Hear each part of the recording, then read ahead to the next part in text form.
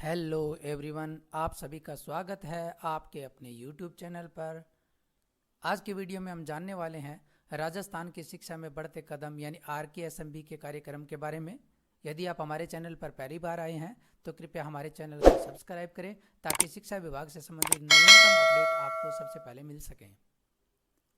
राजस्थान के शिक्षा में बढ़ते कदम के विषय में हाल ही में निदेशक माध्यमिक शिक्षा राजस्थान बीकानेर ने 11 अक्टूबर 2023 को एक आदेश जारी किया है।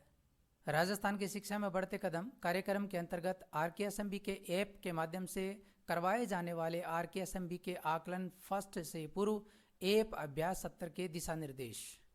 इस आदेश के अनुसार राजस्थान की शिक्षा में बढ़ते कदम कार्यक्रम के तहत विद्यार्थियों को करवाए जा रहे उपचारात्मक शिक्षण द्वारा विद्यार्थियों की दक्षता प्राप्तियों के आकलन के लिए गत सत्र की भांति RKSMB के आकलन फर्स्ट आयोजित किया जाना है, जिसके लिए सत्र में कक्षा 6 से 8 के लिए OCR स्कैनिंग गत सत्र के अनुरूप ही किया जाना है, जबकि कक्षा 3 से 5 की बहुपृष्ठीय आकलन पत्रक में OCR सीट की स्कैनिंग के लिए गत सत्र की प्रक्रिया के अतिरिक्त के दाहिनी ओर एक QR कोड को अतिरिक्त स्कैन किया जाना है। अतः कक्षा 3 से 8 तक पढ़ाए जाने वाले शिक्षकों की विषय अध्यापक मैपिंग शाला दर्पण पोर्टल पर दिनांक 15/10/2023 पर किया जाना सुनिश्चित करेंगे।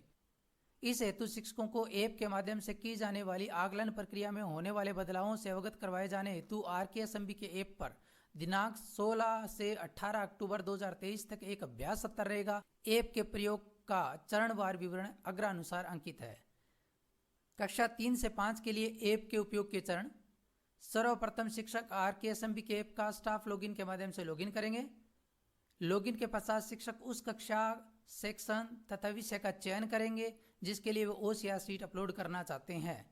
RKSMB के ऐप के लिए शिक्षकों का विषयाध्यापक मैपिंग करना 15 अक्टूबर तक अनिवार्य है। मैपिंग होने के पश्चात कक्षा 3 से 5 के लिए ऐप का प्रयोग करने के चरण: सर्वप्रथम शिक्षक RKSMB के ऐप पर स्टाफ लॉगिन के माध्यम से लॉगिन करेंगे।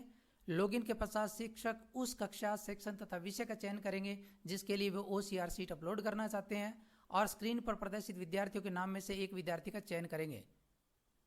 जैसे आज आप किस कक्षा और विषय के विद्यार्थियों का डाटा प्रविष्ट करना चाहते हैं, उस कक्षा को सेलेक्ट करेंगे, आगे बढ़े पर क्लिक करेंगे। आज आप किस कक्षा और विषय के विद्यार्थी का डाटा प्रविष्ट कर रहे हैं, इसमें से विद्यार्थी का सिलेक्शन करेंगे। जैसे रोशन बजाज जो कि कक्षा 3 अंग्रेजी का है, उसको हम सेलेक्ट करेंगे। विद्यार्थी के नाम के चयन के पश्चात स्क्रीन पर कक्षा 3 से 5 का चयन करने वाले शिक्षकों को OCR शीट्स के दोनों पृष्ठों की फोटो अपलोड करने का विकल्प मिलेगा। विद्यार्थी के नाम का चयन करने के पश्चात स्क्रीन पर कक्षा 3 से 5 का चयन करने वाले शिक्षकों को OCR शीट्स के दोनों पृष्ठों की फोटो को अपलोड करने का विकल्प मिलेगा।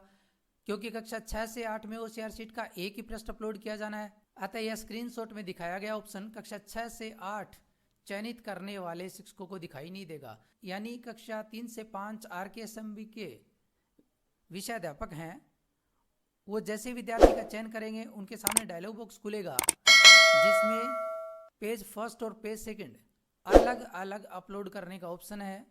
कक्षा 6 से 8 तक RKSMB के विषय पढ़ाने वाले कक्षाध्यापक जब कक्षा में से विद्यार्थी का सिलेक्शन करेंगे तो वहाँ ये पेज ओपन नहीं होगा, क्योंकि कक्षा 6 से 8 तक के विद्यार्थियों के लिए OCR का केवल एक पेज ही अपलोड करना है, जबकि कक्षा 3 से 5 तक के विद्यार्थियों के लिए OCR के 2 पेज अपलोड करने हैं।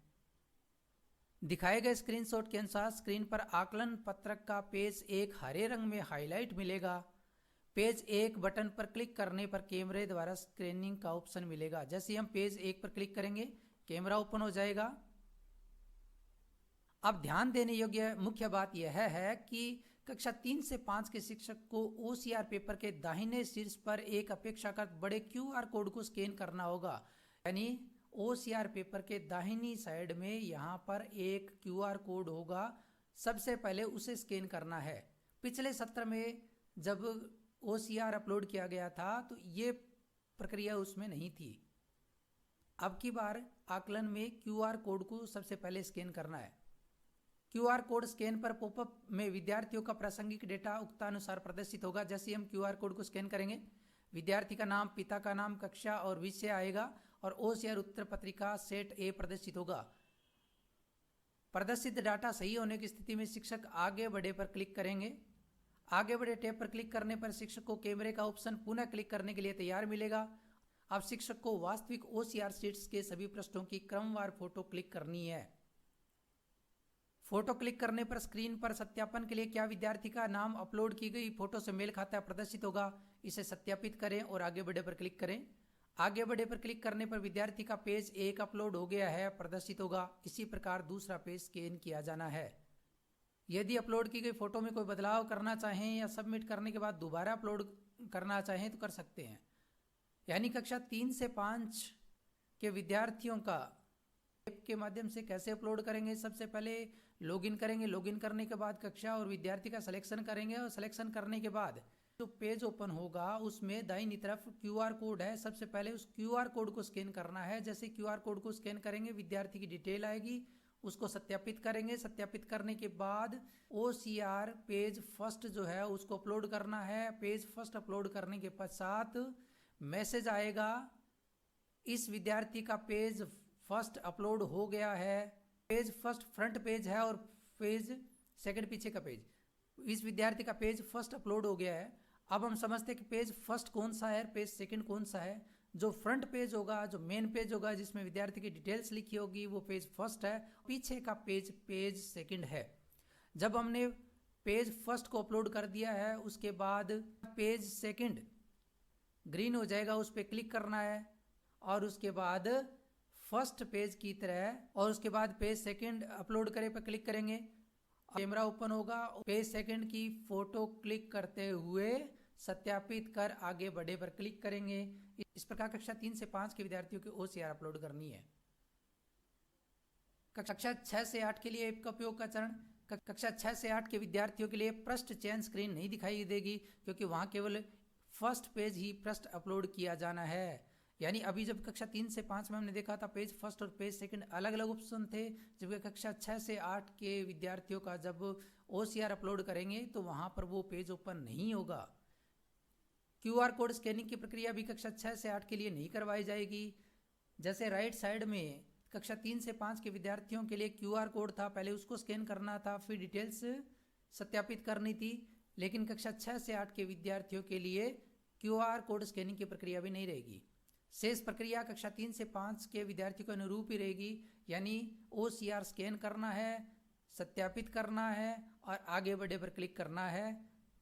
RKSMB के आकलन से पूर्व उक्त अभ्यास सत्र RKSMB के पर 16 से 18 अक्टूबर 2023 तक उपलब्ध रहेगा। अभ्यास सत्र का वीडियो भी विभागीय YouTube चैनल पर शीघ्र उपलब्ध होगा।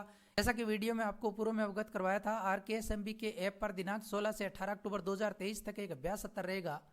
और इस अभ्यास सत्र में करना क्या है शिक्षकों को, इसके लिए एक लिंक दिया गया है जहां से आपको प्रैक्टिस असेसमेंट डाउनलोड करने हैं, जिसका लिंक आपको डिस्क्रिप्शन बॉक्स में भी मिल जाएगा। कई साथियों के कमेंट्स आए थे कि जो प्रैक्टिस असेसमेंट जो लिंक से डाउनलोड हो रहे हैं उनकी भाषा अजीब से फॉन्ट में है, तो ये प्रैक्टिस असेसमेंट है।